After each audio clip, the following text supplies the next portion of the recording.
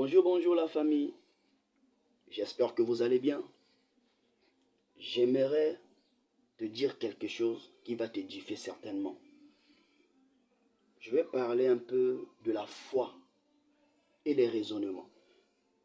Il y a un homme dans la Bible qu'on appelait Abraham. Abraham était le père de la foi avec sa femme Sarah.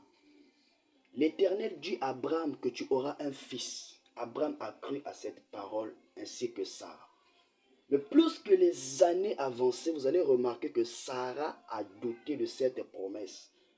C'est elle qui proposa à Abraham de prendre Agar pour avoir un fils. Dieu avait déjà dit.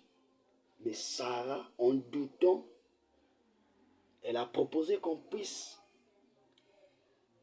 avoir ce fils au travers Agar, ce qui n'était pas la volonté de Dieu. Et au lieu que Sarah mette au monde, c'est Agar qui met au monde Ismaël. Vous allez remarquer, malgré le choix de Sarah, Ismaël n'était pas le fils promis. Dieu avait dit à Abraham, tu auras un fils au travers Sarah. Même si la promesse tarde, toi qui m'écoutes, ne fais pas le second choix pour dire que non. Ça tarde tellement trop, je ne peux plus patienter que je fasse autre chose. Ce que tu veux faire là, l'idée est bonne.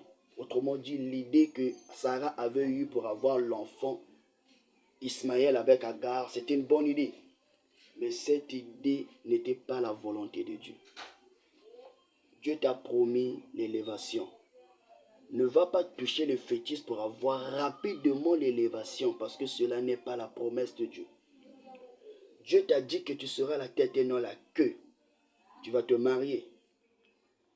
Ne va pas prendre une personne dans le libre arbitre, bien sûr, pour avoir une femme.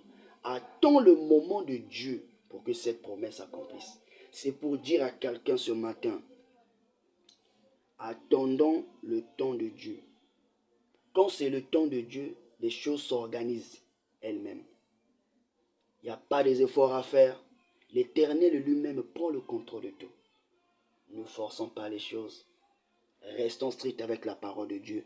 L'Éternel nous bénira certainement. Que le Seigneur nous bénisse.